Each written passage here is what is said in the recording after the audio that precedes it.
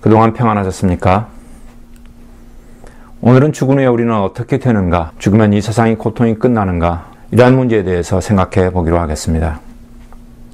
우리가 제일 대답하기 힘든 질문 중에 하나는 아마도 죽으면 우리는 어떻게 되는가라는 것일 것입니다. 참으로 중요한 문제이지만 우리 모두 잊고 사는, 아니 회피하고 싶은 질문이기도 합니다. 잊고 사는 또는 잊어버리고 싶은 질문들이 어디 죽은 후에 우리는 어떻게 되는가 라는 질문뿐이겠습니까? 왜 태어났는지, 왜 사는지, 죽으면 이 세상의 고통이 끝나는지 등등 인생의 본질적인 문제들에 대해서 우리는 대부분 잊고 삽니다. 죽으면 끝이다. 죽으면 육체는 흙으로 돌아가고 기억, 마음, 생각 이런 것들은 같이 사라진다라는 것은 현대 과학 교육의 결과입니다. 그래서 점점 많은 사람들이 인생을 보는 시야가 좁아지고 편협해져서 다른 사람들보다 더 성공하는 게 인생의 목표가 되거나 그냥 살아가는 게 인생의 목표가 되기도 합니다. 승자는 의기양양하며 살지만 소위 인생의 패자들에겐 다가오는 죽음이 이 세상의 고통에서 벗어날 수 있는 유일한 희망처럼 보여지기도 합니다.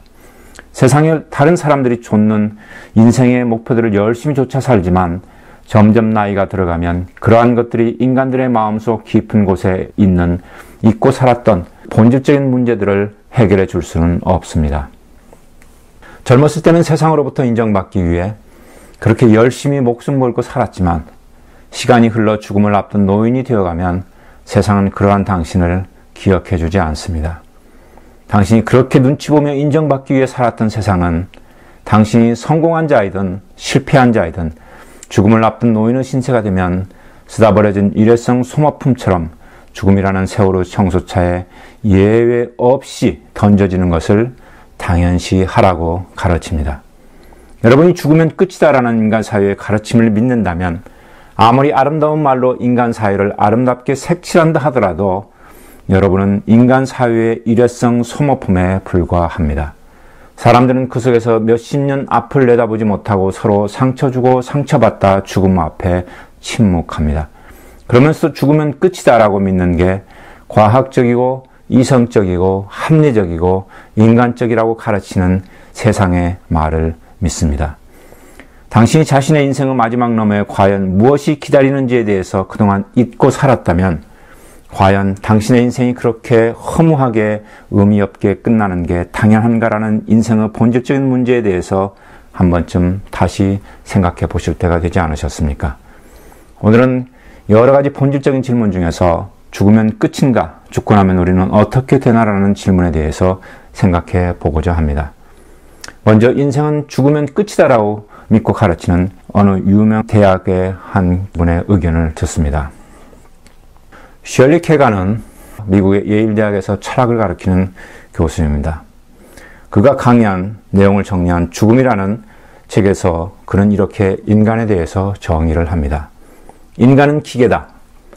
인간은 사랑하고 꿈꾸고 창조적이고 그래서 다른 사람들과 계획도 세우고 무엇을 서로 나눠 갖기도 하는 아주 멋있는 존재지만 죽으면 자신이 무엇인지도 기억하지 못하는 단순한 기계일 뿐이다.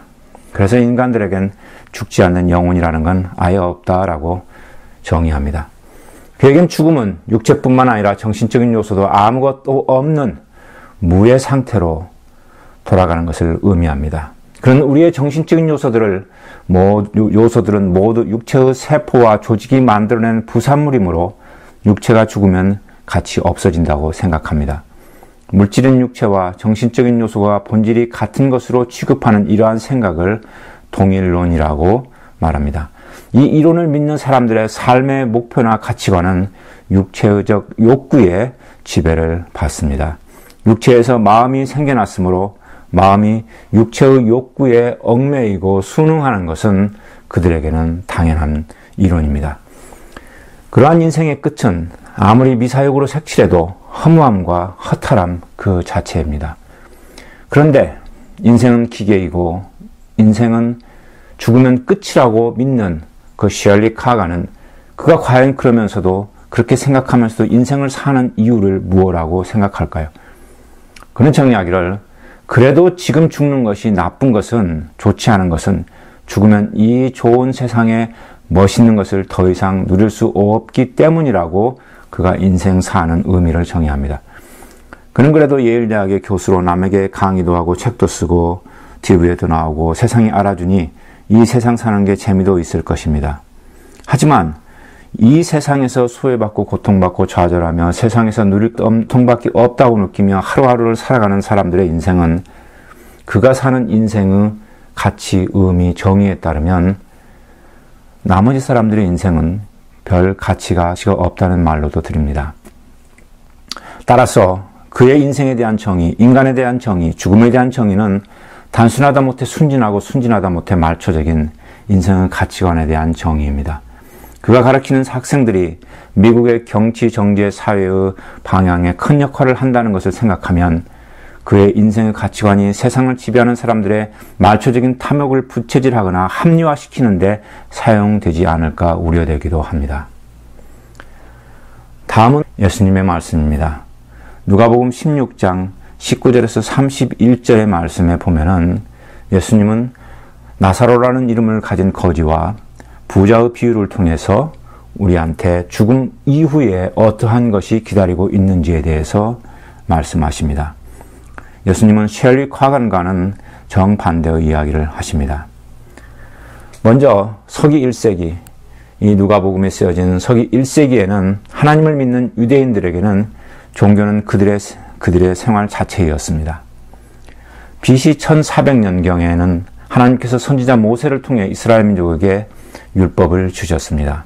이스라엘이 하나님을 떠난 주변의 우상신을 섬기던 이방 민족과 같이 타락하는 것을 막기 위해서였습니다. 율법의 본질은 우상과 물질의 노예가 되지 말고 선하신 하나님의 말씀을 따라 살며 이웃을 자기 몸과 같이 사랑하라는 것이었습니다. 하지만 가나안 땅에서 물질적인 축복을 받아 잘 살게 되자 그들은 하나님을 잊어버리고 돈과 명예와 권력을 추구하며 우상을 섬기게 되었습니다. 그 벌로 그들은 나라를 잃고 여러 나라들의 노예 신세가 되어 고통받다가 서기 1세기에는 로마의 속국이 되어 힘들게 살고 있는 상황이었습니다.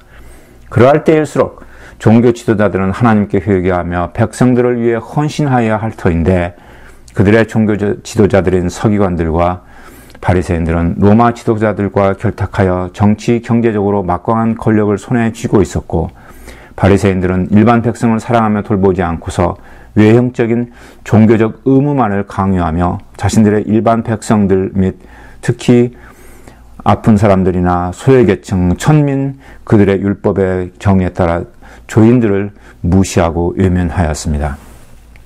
마음이 중심이야 어떻든 겉에 드러난 외식적인 종교 생활을 잘하면 구원받는다는 형식적인 믿음의 본질에서 벗어난 종교를 만들어가고 있었습니다. 로마라는 세상의 권세뿐만 아니라 자신들의 종교 지도자들이 일반 백성을 학대하고 착취하는 그러한 상황이었습니다. 그러한 현실 속에서 하나님께 구원을 간절히 바라는 사람들을 구원하시고자 하나님은 당신의 아들 예수 그리스도를 그들의 구원자로 보내셨습니다.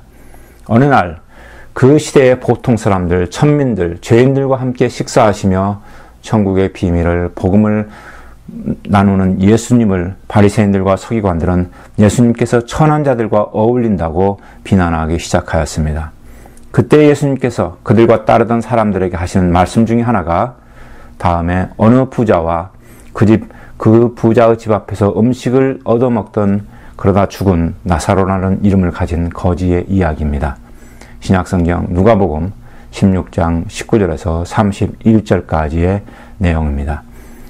그의 이름 나사로는, 거지 이름 나사로는 하나님이 도우신다라는 뜻입니다. 그의 이름이 암시하듯이 나사로는 자신의 고달픈 신세에도 불구하고 믿음으로 하나님을 섬겼던 사람입니다. 이 세상에서는 세상 사람 눈에는 하나님과 세상 모두에게서 버림을 받았던 것처럼 보였지만 하나님을 섬기는 그 마음의 중심 때문에 육체의 죽음이 찾아온 후에 하나님께서 그의 영혼을 다시 살리사 더욱 좋은 것으로 도와주셨음을 말하는 내용입니다. 본문을 읽습니다. 한 부자가 있어 자색 옷과 고운 베옷을 입고 날마다 호화로이 연락하는데 나사로라 이름한 한 거지가 헌대를 앓으며 그 부자의 대문에 누워 부자의 상에서 떨어지는 것으로 배불리려 하며 심지어 개들이 와서 그 헌대를 핥더라. 이에 그 거지가 죽어 천사들에게 받들려 아브라함의 품에 들어가고 부자도 죽어 장사되며 저가 음부에서 고통 중에 눈을 들어 멀리 아브라함과 그의 품에 있는 나사로를 보고 불러가로되 아버지 아브라함이여 나를 긍휼히 여기사 나사로를 보내어 그 손가락 끝에 물을 찍어 내 혀를 서늘하게 하소서. 내가 이 불꽃 가운데서 고민하나이다. 아브라함이 가로되 예 너는 살았을 때 네 좋은 것으로 받았고 나사로는 고난을 받았으니 이것을 기억하라. 이제 저는 여기서 위로를 받고 너는 고민을 받느니라. 이뿐 아니라 너희와 우리 사이에 큰 구렁이 끼어 있어 여기서 너희에게 건너가고자 하되 할 수 없고 거기서 우리에게 건너올 수도 없게 하였느니라.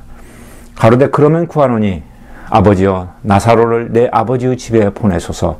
내 형제 5이 있으니 저희에게 증거하게 하여 저희로 이 고통받는 곳에 오지 않게 하소서.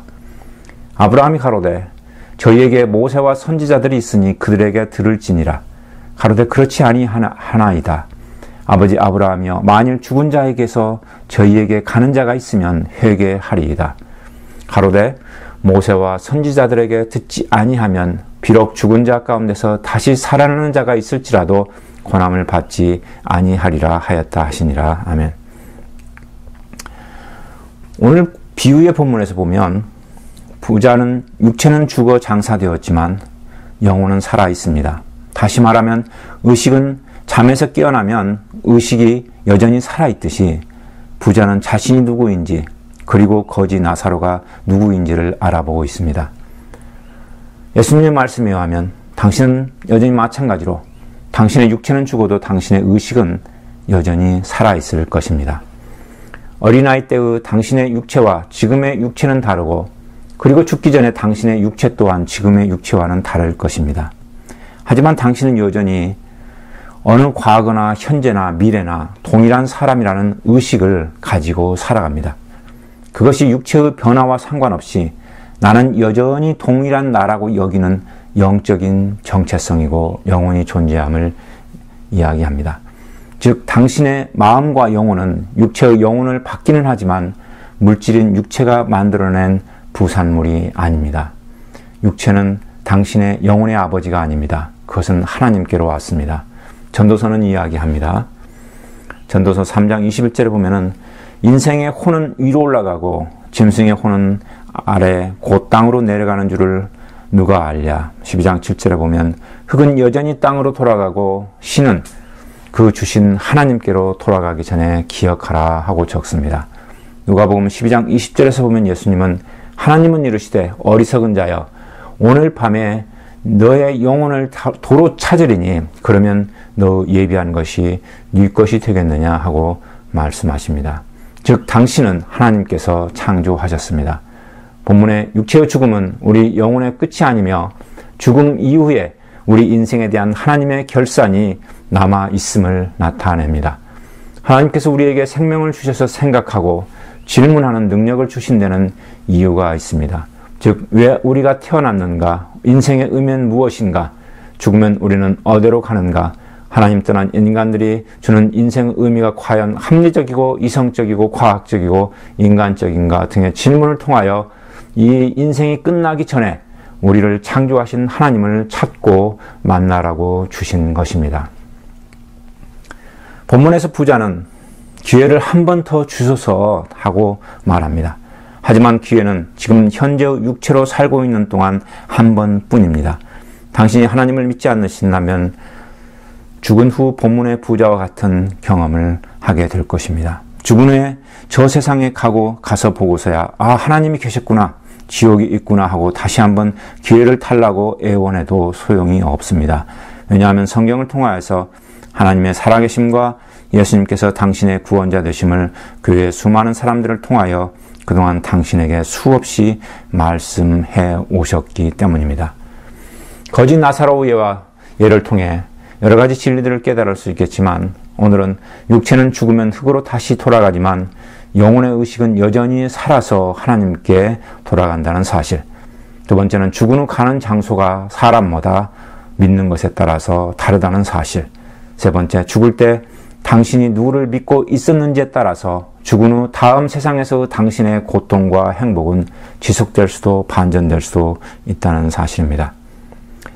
죽음은 인생의 끝이 아닙니다. 동일론은 비과학적입니다. 셜리 케간이 믿고 있는 정신은 육체에서 생겨났으므로 육체가 죽으면 끝이다라는 생각은 과학적인 근거가 없습니다. 그러기를 바라는 사람들의 생각일 뿐입니다. 과학자들 사이에서도 인간의 영혼을 믿는 사람들과 믿지 않는 사람들은 반반 정도로 의견이 엇갈립니다. 인간을 이성적인 동물이라고 표현하는데 동일론은 과학적이지도 합리적이지도 이성적이지도 도덕적이지도 인간적이지도 않습니다. 적자생존, 승자독식, 패자는 말이 없어야 되는 진화론의 논리를 믿는 사람들이 만들어 나가는 세상에선 마음속이 어떻든지 겉으로 보이는 것들, 즉 부, 명예, 권력의 화려함이 중요합니다. 그 사람의 영혼의 선함과 아름다움은 그리 소중하게 취급되지 않습니다. 그 남자 마음은 좀 착한데 직업이 좀 변변치 않아서, 그 여자 마음씨는 비단결 같은데 얼굴이 좀 변변치 않아서, 이게 소중히 여기는 것이 무엇인지를 나타내는 세상 사람들의 본심이요 인간의 본질적인 마음입니다. 인간의 영혼의 아름답고 풍요하면 관심이 없고 죽으면 없어질 육체의 아름다움과 세상의 부, 권력, 명예에 목매다는 것이 인간적이고 과학적이고 이성적이라면 이 세상의 어느 생명체보다도 인간은 더 타락하고 추악한 존재입니다. 왜냐하면 이 세상에서 인간만큼 자신에게 해가 될 지경까지 남을 해치면서 자신에게 필요한 것보다도 더 많은 것을 바라고 탐욕스럽게 긁어 모으는 생명체는 없기 때문입니다. 세상은 노력의 정당한 결과라고 하지만 하나님은 이것을 죄의 결과라고 하십니다. 만약 하나님이 계시지 않는다면 죽음 후에 공정한 객관적인 평가가 하나님에 의해서 이루어지지 않는다면 이러한 인간들의 타락한 주장과 행동은 정당화될 것입니다. 육체의 죽음은 이 세상의 인생들이 하나님 앞에서 자기들에게 하나님께서 주신 생각하고 행동하는 능력들을 하나님을 위해서 사용하였는지 아니면 헛된 악한 마음을 영을 위해서 사용했는지가 가려지는 시점입니다. 또한 이 세상의 상대적 자의적인 불완전한 정의가 하나님의 정의로 제대로 평가받는 시점이기도 합니다. 하나님 안에서 선한 자들이, 옳은 자들이 보상받는 시점입니다. 당신의 육신이 죽으면 하나님께서는 당신의 영혼을 다시 찾으셔서 당신이 세상에서 얻은 부, 명예, 권력들은 다 벗겨내십니다. 그리고 당신 마음과 영혼의 중심을 취하셔서 서로 속고 속이는 세상의 말과 영에 따라 살았는지 아니면 선하신 하나님의 말씀에 따라 올바로 살았는지 당신의 영혼을 심판의 저울에 다십니다.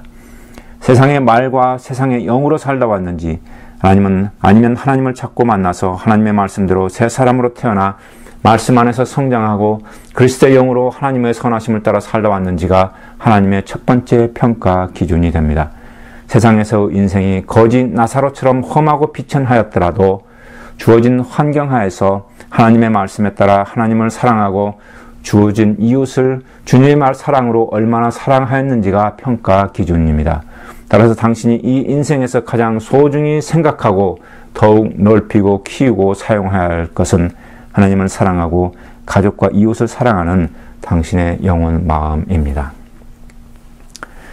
예수님을 당신의 구원자로 믿고 그분의 말씀으로 성령님의 인도하심으로 그분을 닮아 가시기 바랍니다.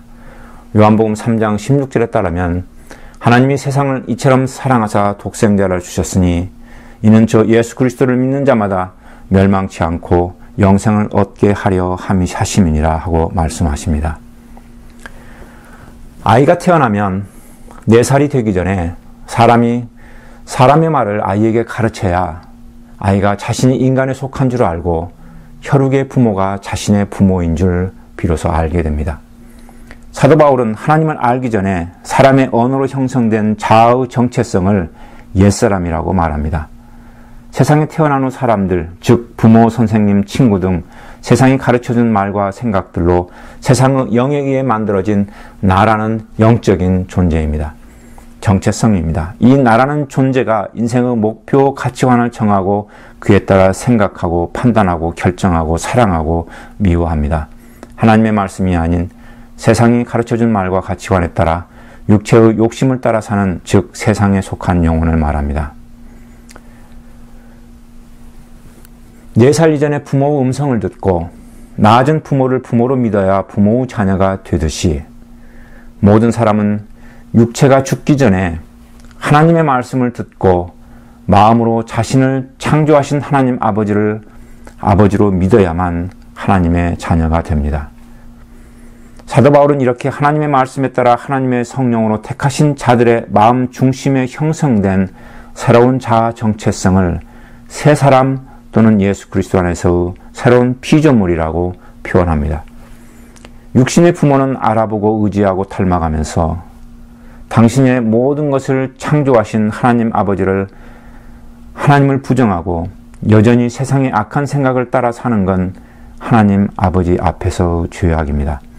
하나님 아버지가 존재하심을 믿게 되고 그의 아들 예수 그리스도가 여러분의 구원자 되심을 믿게 되면 이 세상의 말이 아닌 성경 말씀을 통해 과거의 세상의 말과 영에 따라 형성된 나와는 다른 나, 즉 새로운 정체성의 새로운 피조물로, 새로운 자아로 그러한 의식이 여러분 안에 형성됩니다.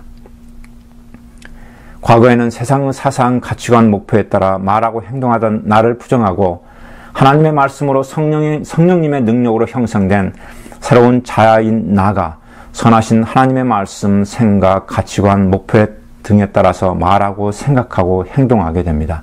성경은 이것을 죄에 대해서 과거의 내가 죽고 하나님 말씀 안에서 새로운 내가 다시 태어났다고 표현합니다. 그 새로운 자아가 점점 하나님의 말씀과 성령님의 인도하심으로 성장하게 되면 이전과는 다르게 점차 죄를 싫어하여 멀리하게 되며 예수님의 선하심을, 희생과 사랑을 닮아가게 됩니다. 사람이 한 번 죽지 또는 2번 죽나라는 한국말이 있지만 사람은 육체가 죽기 전에, 즉 하나님께서 인간에게 허락하신 육체의 삶이 끝나기 전에 하나님의 말씀으로 새로운 영적인 자아로 태어나야만 합니다. 왜 하나님은 이 2단계에 걸쳐 하나님의 나라 천국에 거할 수 있는, 당신의 자녀로 살아갈 수 있는 그러한 우리를 창조하십니까? 우리가 누구이고 하나님이 누구이신지를 그 과정을 통하여 깨닫게 하려 하시기 때문입니다. 선이 무엇이고 악이 무엇인지를 분별케 하려 하시기 때문입니다.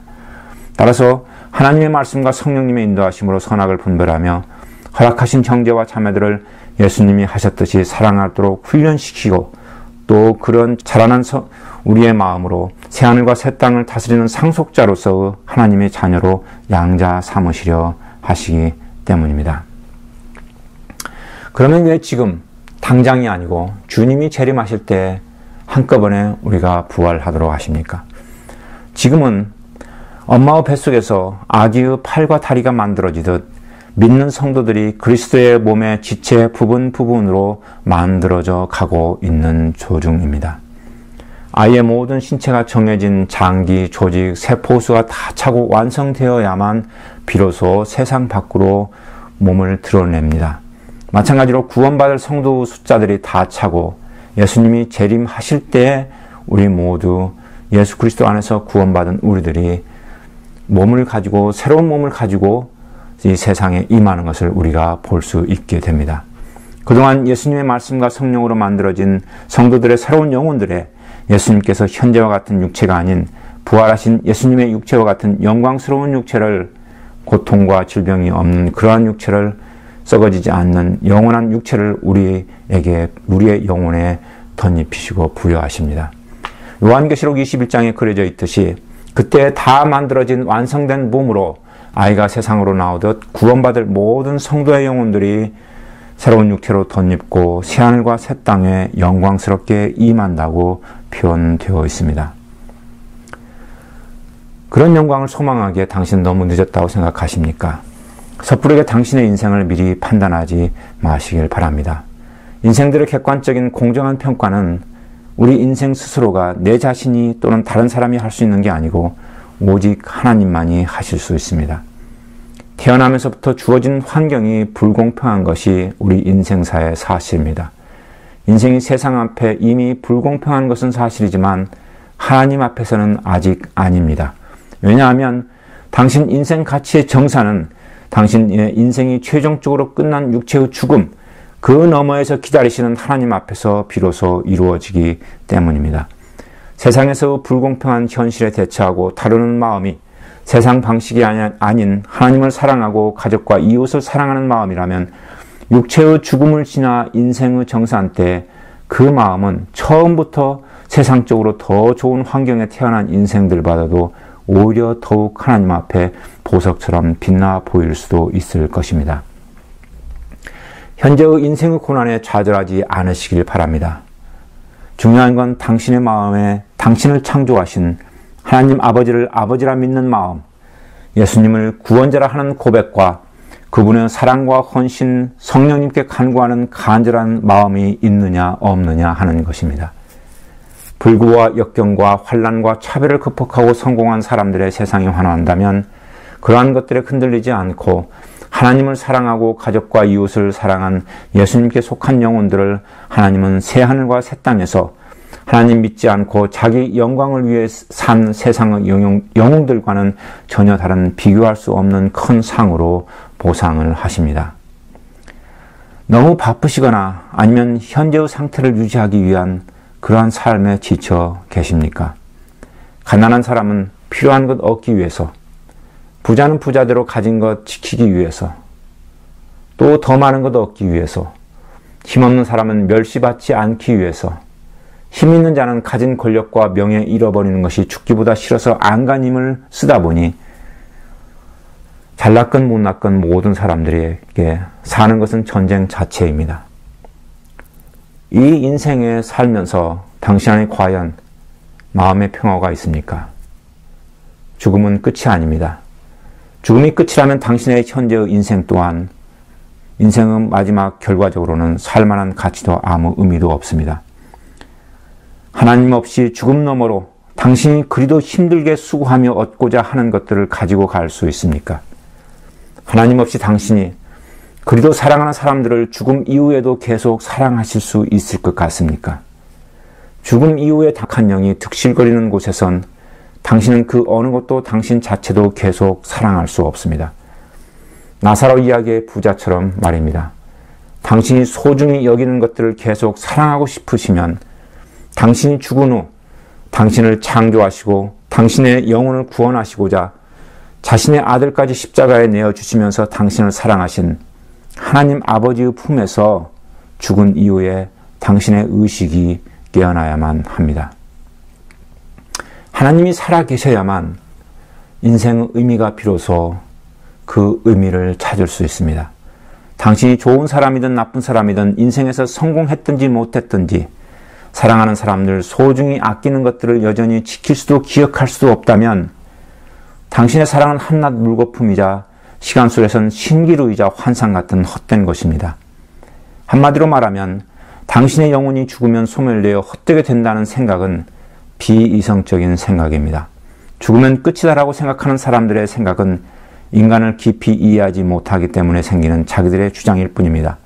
하나님이 살아계셔야만 당신의 이 험난하고 알 수 없는 인생이 비로소 이해되고 방향성을 찾게 됩니다. 지극히 근시안적인 인생, 방향성 없는 인생, 눈에 보이는 것들만 쫓아 어둠 속을 불안과 초조와 두려움으로 헤매다 죽음 앞에 무기력해지는 세상의 영에 사로잡힌 인생에서 벗어나시길 바랍니다. 그리고 빛이요 생명이요 사랑이신 예수 그리스도로 말미암아 천국의 소망으로 죽음을 이기는 승리하는 삶을 사시기를 바랍니다. 죽음은 끝이 아니라 진정한 영원의 시작입니다. 하나님의 나라에서 영원한 삶을 간구하시기를 바랍니다. 성경은 이걸 진짜 영원한 생명이라고 부릅니다. 하나님께서 당신에게 허락하신 주어진 이 인생이 다 하기 전에 당신을 창조하시고 구원하시고자 하는 또 영원한 천국의 축복을 주시길 원하시는 하나님을 찾아 믿음으로 구원받지 못하면 당신이 지금 하고 있는 전투보다 더 끔찍한 그리고 영원히 끝나지 않는 고통스러운 삶이 당신의 육체의 죽음 저 너머에서 당신을 기다리고 있습니다. 성경을 이걸 진짜 죽음, 영원한 사망이라고 부릅니다. 누구 말을 들으시겠습니까? 셜리 카가의 말입니까? 아니면 당신을 창조하신 예수 그리스도의 말씀입니까? 선택은 당신에게 있습니다. 무엇보다도 소중한 건 육체는 죽어도 죽지 않고 하나님이 되찾아 저울에 달으시는 당신의 영혼입니다. 거지 나사로와 부자의 비유에서처럼 나사로와 같은 험한 인생을 살고 계시더라도 고난 중에 하나님께 소망을 두고 선하게 살아갈 영혼의 넉넉함은 하나님께서 이미 허락하셨습니다. 그렇지 않다고 생각된다면 당신을 구원하기 위해서 십자가 위에 못 박히신 주님을 바라보십시오.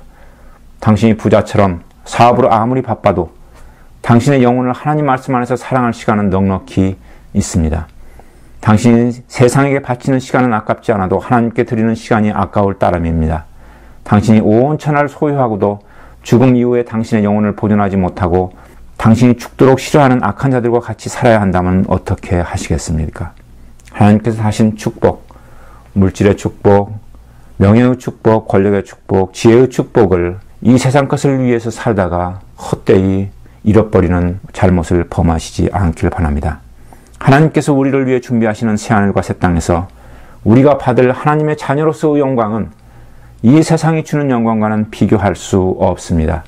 그러므로 주신 말씀을 힘써 배우고 실천하여 새로 태어난 우리의 영혼이 잘 될 수 있도록 성령님이 당신의 심령 안에 항상 충만히 거하실 수 있도록 간구하여야 합니다. 사도 요한은 이야기합니다. 요한 3서 1장 2절에서 사랑하는 자여 내 영혼이 잘됨 같이 내가 범사에 잘되고 강건하기를 내가 간구하노라 합니다. 당신의 영혼이 먼저 주님 안에서 잘 되시길 빕니다. 하나님을 사랑하고 이웃을 사랑하는 마음이 영혼이 무럭무럭 자라는 것이 바로 영혼이 잘되는 것입니다. 그 다음에 범사에 잘되고 강건하기를 간구하십시오. 세상 사람들은 물론이고 대부분의 교회 나가는 사람들이 이 순서를 거꾸로 구하거나 자기의 영혼이 주님 닮아가는 것에 아예 관심이 없는 경우가 많습니다. 하나님 말씀과 성령님의 도우심으로 예수님을 닮아가십시오. 구원은 하나님께로부터입니다. 당신의 육체는 죽어도 영혼은 죽지 않습니다. 육체가 죽은 후에도 당신의 영혼의 의식은 죽은 부자처럼 선명하게 살아서 보고 말하고 울부짖고 후회할 수 있습니다. 때론 사는 게 너무 힘들어서 죽은 후에는 아무 생각도 하지 않는 무의식의 세계를 꿈꿀 수도 있겠지만 그러나 그러한 생각 자체가 비이성적이고 하나님께서 주신 인간성을 파괴하는 생각입니다. 꿈은 옳고 바르고 또한 그걸 이루어 주실 수 있는 분의 뜻에 맞게 꿀 때에 현실 가능성이 있습니다. 실현 가능성이 있습니다. 이제까지 세상에서 배운 세상을 사랑하는 방식 대신에 예수님께서 하나님의 아버지의 뜻에 따라 순종하듯 하나님 아버지께 순종하고 예수님께서 우리를 죽기까지 사랑하셨듯 당신의 영혼이 주님 안에서 잘 되기를 간구하고 이웃들을 주님의 마음으로 사랑하시길 바랍니다. 세상이 당신의 영혼에 덧입혀 주었던 미워하는 마음, 분노, 시기, 질투, 탐욕 등을 버리고 당신의 영혼을 예수님의 화평케 하는 마음, 애통해 하는 마음, 온유한 마음, 긍휼히 여기는 마음, 청결한 마음, 사랑의 말들로 채워 가시길 바랍니다. 당신의 영혼이 서로 죽이고 죽여야만 갖는 악한 세상을 닮아가지 마시고 예수 그리스도를 닮아가시길 바랍니다. 올바른 선택을 하시기 바랍니다. 예수님은 당신을 사랑하십니다. 지금이 바로 당신이 구원받을 만한 때입니다. 오늘이 바로 그날이 되기를 주님의 이름으로 간구합니다.